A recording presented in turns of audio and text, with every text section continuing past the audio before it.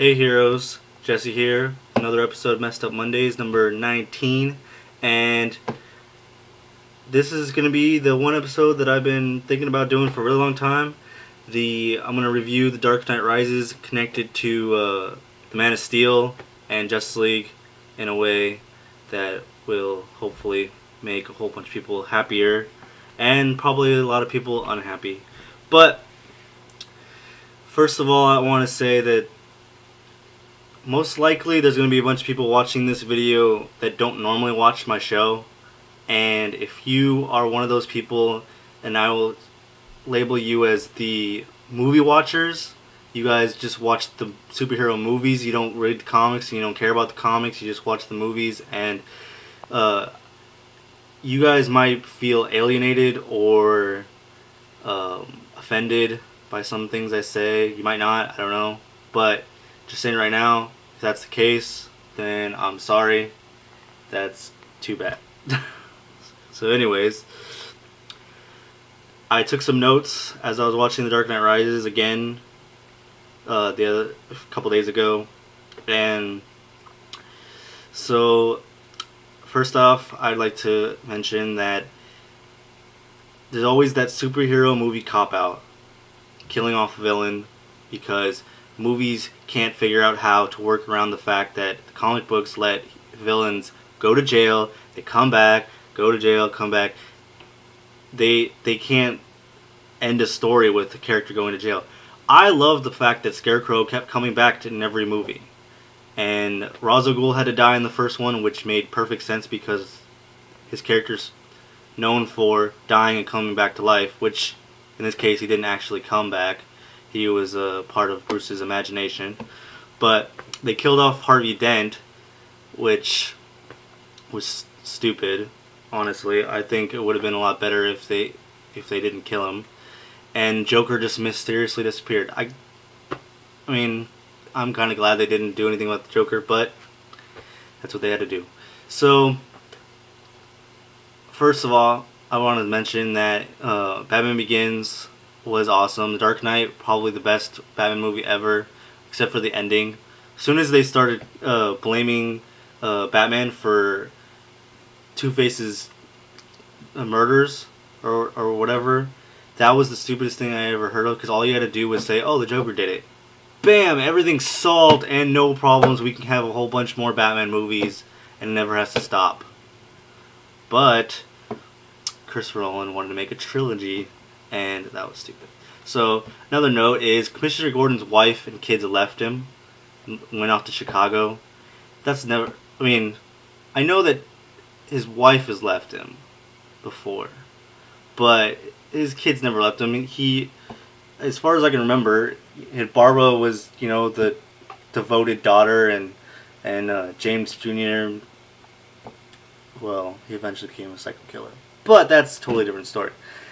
Anne Hathaway was pretty good at Selena Kyle, or Catwoman, since she technically wasn't Catwoman, but I thought that she was pretty good. Robin John Blake, Joseph Gordon-Levitt's character, he was supposed to be a version of Robin, I guess. He was technically a mix of Dick Grayson and Tim Drake, because Richard John Grayson was Dick's real full name, and Tim's full name is Timothy Jackson Drake. So they took John from Dick and Drake and turned it into Blake because it rhymes, I guess, and then just pasted Robin on the character, which is really stupid. They took the cop part from Dick Grayson being in Bloodhaven, and it took Tim's part where he figured out who Bruce Wayne was Batman. But he was actually a very poor version of any version of Robin. Bruce Wayne sat in his house for 8 years and did nothing. That's the stupidest thing I ever heard in my life. And some people try to tell me that The Dark Knight Rises was like an alternate universe version of Batman. As far as I'm concerned, every alternate universe, every universe that exists with a Batman, he's not evil, or he just was. And he actually became Batman at some point, even if it was Thomas Wayne in Flashpoint. As long as it wasn't Bruce Wayne just being a billionaire and not being Batman ever, and not being an evil person, no matter what, he's always been a driven man who is dedicated to protecting his city, no matter what. Even if it was Superman Red Son when he's in Russia, he made sure that he protected everyone from Superman. And so for him to sit on his ass for 8 years and do nothing and let his bones dwindle down to nothing and then lose all of his cartilage because he got shot in the leg and didn't even go to the hospital for 8 years, that's just pure crap. That's not the Batman I know. That's not the Batman that any other comic book reader knows, because he would never do that. Another thing, Bane dressed like the Red Hood when he entered the stock exchange. Just a little nod, I guess, for humor. There's a few other nods that I can't remember. Something about being frozen like Mr. Freeze and a couple of things I don't remember. Also, Bane was trained by the League of Shadows like Batman, which neither of them technically were, because in the comic books, the League of Assassins, not the League of Shadows, neither of them were trained by them, but they decided, oh, let's make them both trained by him this time, which is pretty stupid. It only took Bruce a couple months to heal from his broken back, but in the comic book, it took over a year, at least. And he wasn't even, after he came back and took down Azrael, who took down Bane because Bruce couldn't, he had to go back into training and healing and let Dick be Batman for a while. So none of this is even remotely close, even though the book is supposed to be based on Nightfall and No Man's Land mixed together, and I guess Cataclysm as well. Barely. Miranda Tate was Talia, even though they lied for months saying, oh, she's not Talia, she's not Talia. Bullshit. She was clearly Talia. She said she was in the freaking movie. You thought you were saving us a surprise when it was pointless to begin with. And her death was the worst death I've ever seen. Oh yeah, that was Emmy worthy, totally. And then Batman faking his death and letting Blake or John or Robin, whatever the hell his name is, take over. Bullshit. Batman would never fake his death and let someone take over without him training him. First of all, he sucks, okay? I have been reading articles. There's one on Comic Vine called Why Joseph Gordon-Levitt Should Not Be Batman in the Justice League movie. And first of all, here's why. He sucks. Not Joseph Gordon-Levitt. Joseph Gordon-Levitt, the actor, is awesome. If he was to be Batman, he could play Bruce Wayne for all I care. That would be cool. I would like that. But as Robin John Blake, that would be stupid. First of all, he could not take out anybody on his own. When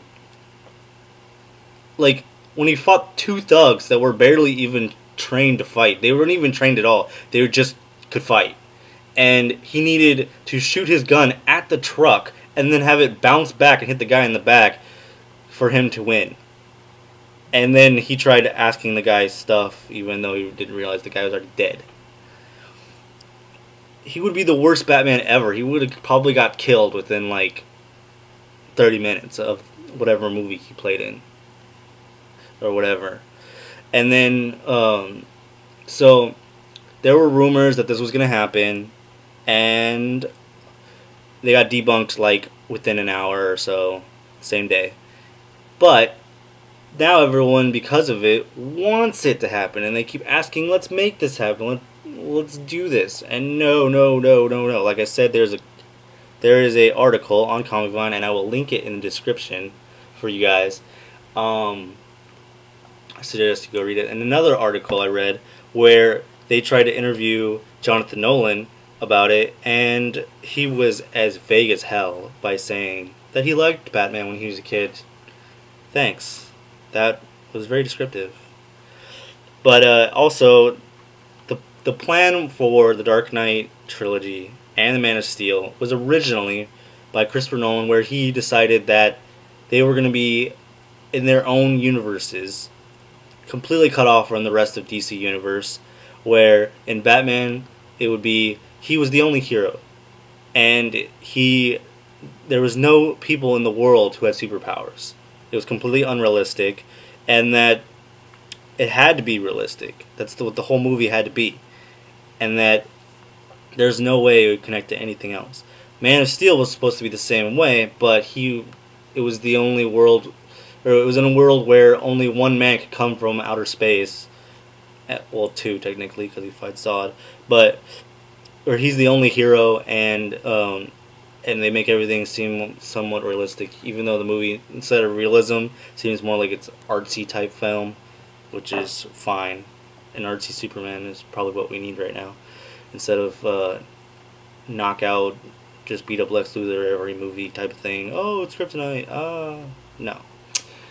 So there's all that, and then the Justice League movie's coming out, and we have no confirmation whether or not Ryan Reynolds' Green Lantern is going to be in it, or Henry Cavill's Superman.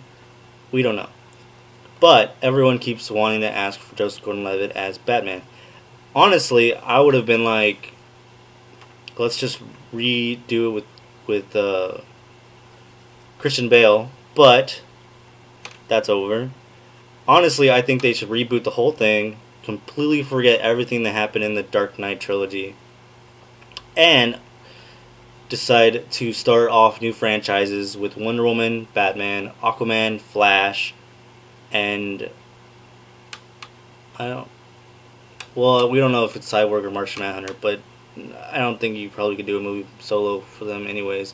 And then just go with Man of Steel and Hal Jordan's, or Ryan Reynolds as Hal Jordan. I mean, unless you want to reboot Green Lantern, which is okay.